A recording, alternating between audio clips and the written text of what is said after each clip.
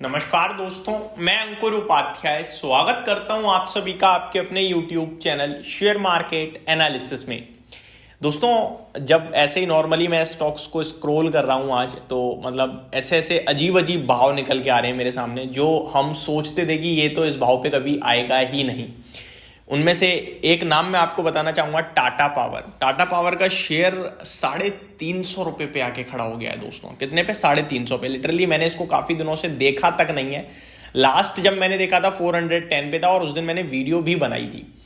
अगर आपको याद है, नहीं है मेरे को पता नहीं, लेकिन मैं आपको बताना चाहूंगा, टाटा मोटर्स जब ये शेयर 400 रुपीज पे था ना, तो एक रिपोर्ट आई थी, और उस रिपोर्ट में ना जो भाव शेयर क्या जो प्राइस निकाला गया था ना वैल्यूएशन टर्म्स में, वो रिपोर्ट में कह रहे थे कि ये अपने मीडियन पी से महंगा ट्रेड कर रहा है टाटा पावर। इसका मीडियन पी है 26 का, और ये अराउंड 36 पे ट्रेड कर रहा है। तो इसका एक्चुअल जो प्राइस है वो अराउंड 327-328 रुपए के करीब होना चाहिए वैल्यूएशंस के हिसाब से। और उसी के नेक्स्ट या आफ्टर 2 डेज एक रिपोर्ट आई है जिसमें अराउंड 480 रुपीज के टारगेट सजेस्ट करे गए। टाटा पावर की बात करी है तो टाटा पावर का मैनेजमेंट इंटरव्यू देता है क्वार्टरली अर्निंग्स के बाद, एंड कहते हैं कि हम सीक्वेंशियल बेसिस पे और ईयर ऑन ईयर बेसिस दोनों फ्रंट पे बहुत अच्छा कर रहे हैं। तो मैंने भी आपसे क्लियर कट कहा था कि जो प्रीवियस वैल्यूएशंस होते हैं कंपनी के, उसको ज्यादातर शेयर आउट परफॉर्म करता है अगर ग्रोथ है तो। मार्केट ग्रोथ के दम पर पीई देता है आपको। ग्रोथ नहीं है, पीई नहीं है, ग्रोथ है, पीई है। पीई क्या है? Price to earning. अगर कोई कंपनी 25% से बढ़ रही है, तो अगर उसको मल्टीपल कंपनी कम देगी तो 4 साल बाद तो वो बिल्कुल फ्री हो जाएगी कंपनी।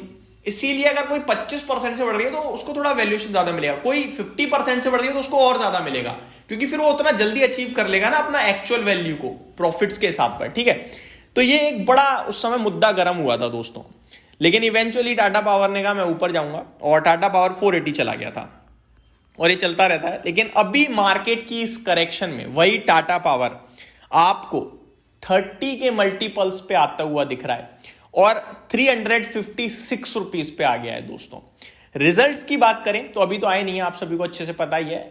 लेकिन कैसे रहेंगे अनुमान? इसका अनुमान हम पावर क्षेत्र की अगर किसी कंपनी से लेने की कोशिश करें तो आज सीईएससी के नंबर्स आए दोस्तों, मजा नहीं आया बिल्कुल भी।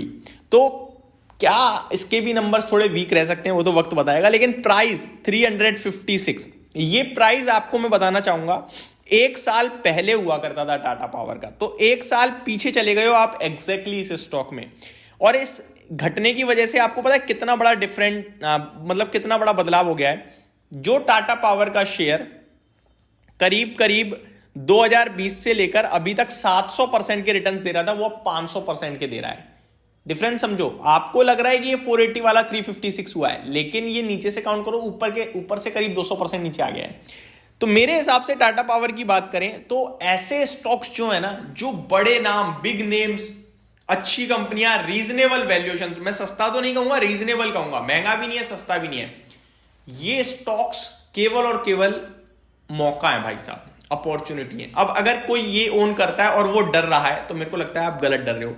ब्रांड वैल्यू टाटा की है तो दमदार पेरेंटेज, काम पावर क्षेत्र में वैसे ही आपको पता है हर साल गर्मी हाईएस्ट लेवल पे चली जाती है।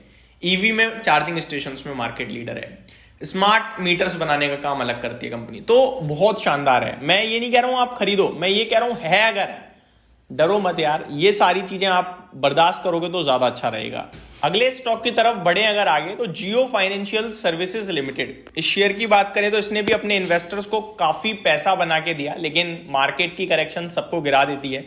इस शेयर की बात करें तो अभी ये 280 रुपीज पे आ गया है। मैंने आपसे काफी बार डिस्कस भी किया है कि 300 रुपए, फिर 280, और उसके नीचे जो जाएगा वो एडिशनल डिस्काउंट समझिएगा, और बाय ऑन डिप कीजिएगा इस स्टॉक को। अभी 280 हो चुका है ऑलरेडी ये शेयर।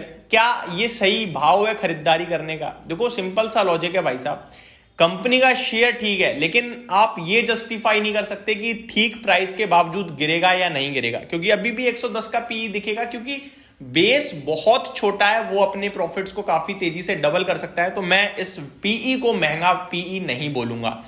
कंपनी की बात करें तो ये एक इन्वेस्टमेंट कंपनी है, आप सभी को पता है कि कंपनी अपने आप को एक कोर इन्वेस्टमेंट कंपनी के रूप में देख रही है। और ब्रोकिंग कंपनी बन रही है, म्यूचुअल फंड के लिए लाइसेंस ऑलरेडी ले चुकी है, ब्लैक रॉक के साथ टाई अप है। तो आपको ब्रांड वैल्यू पे और बिजनेस पे कोई शक नहीं होना चाहिए। बस शेयर का प्राइस घट रहा है, अब उसको आप कैसे टैकल करते हो, कैसे मैनेज करते हो, ये आपको अपने आप को ही समझाना पड़ेगा। तो एक ये स्टॉक है जो काफी ज्यादा टूट गया आज मैंने देखा, बट ये भाव लालच देने वाले आ गए हैं। नेक्स्ट है दोस्तों CDSL। इसको लेकर मैंने भी 2 दिन पहले ही अलर्ट किया था कि भैया अगले 3 से 6 महीने के लिए यहां प्रॉब्लम आ सकती है। दोस्तों CDSL मेरे को ना ये बिल्कुल सेफ बेट लगती थी बोल रहा हूं मैं, अभी बताऊंगा क्यों लगती थी। इसलिए क्योंकि देखो आपके वॉल्यूम्स घट रहे हैं ट्रेडिंग में, जो सेबी ने वीकली एक्सपायरी बंद कर दिया, उसकी वजह से ब्रोकर्स को प्रॉब्लम होगी, उसकी वजह से एक्सचेंजेस को प्रॉब्लम होगी। अब एक्सचेंजेस में BSE आ गया, ब्रोकर्स में सारे ब्रोकर्स आ गए। लेकिन अभी एक ऐसा डेटा आ रहा है कि हो सकता है सेबी एक नया नियम लाए, अगर कस्टमर ऐसा हमारे लिए अच्छा रहेगा वो, अगर हमें CDSL की सर्विस नहीं आ रही, हम ऑनलाइन शिफ्ट कर सकते हैं NSDL पे। अब यहां पे क्या होगा, NSDL के पास और CDSL में से CDSL के पास 79% का मार्केट शेयर है, तो इनके पास गेन करने को कम है, लूज करने को ज्यादा है। तो इसलिए थोड़ा सा यहां भी अभी डिस्कंफर्ट है। बाकी ये बहुत तंगड़ी और दमदार कंपनी लगती है, लेकिन 1600 रुपए पे आ गई है 2000 से। मैं स्टिल इसमें बिल्कुल भी कंफर्ट नहीं रखता हूं इस भाव पे अपने व्यूअर्स से कहने के लिए कि जाओ और लो। ये स्टॉक होल्ड जरूर कर सकते हो, लेकिन खरीदने के लिए अभी भी मुझे काफी महंगा लगता है। तो कोई करेक्शन अगर डीप आएगी तो देखेंगे, वरना इंतजार करते रहेंगे, मिल गया तो ठीक, नहीं मिला तो कोई नहीं। अगला है दोस्तों वोल्टास। गर्मी आते ही वोल्टास काफी तेज भागने लगता है। अभी रिसेंटली देखो आप 1850 रुपए हो गया था ये 2-4 दिन पहले। सेकंड जैन का हाई मुझे 1850 के करीब का दिख रहा है।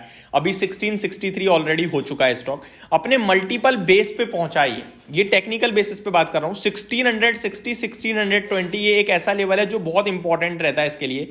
ये ब्रेक करेगा अगर ये स्टॉक, तो फिर बड़ी गिरावट आ सकती है, जो कि 1420 तक लेके जा सकती है इस स्टॉक को। वहां कहीं पहुंचता है तो आप इसमें भी मौके तलाश सकते हो।